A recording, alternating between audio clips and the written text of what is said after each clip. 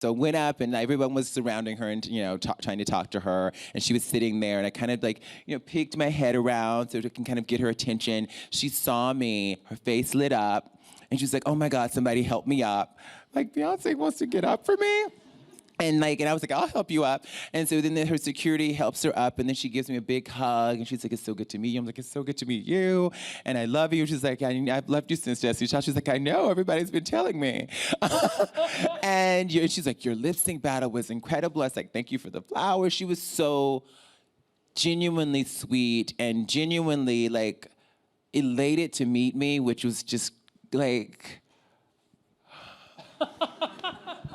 It was really crazy, and it was unbelievable. And I thought, does anybody rehearse when you think you're gonna meet somebody famous? Like you do little rehearsals in your room when you're like, okay, when I meet Beyonce, I'm gonna say this. So when I meet, the Queen of England, I'm gonna do this or whatever it is. And so I've rehearsed this many times in my head.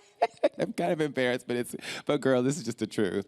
And so I thought I would cry, and it's strange. A strange calm came over me though when I went over to meet her, and she was so calm and so centered, and so she had just performed beautiful. And it's so funny. Just last week I was rewatching Lemonade, and I love Sandcastles. And I was like, she hasn't done this live yet. I want to hear her sing Sandcastles, and she did it on Sunday, and it was beautiful and amazing. I felt like she was singing to her babies.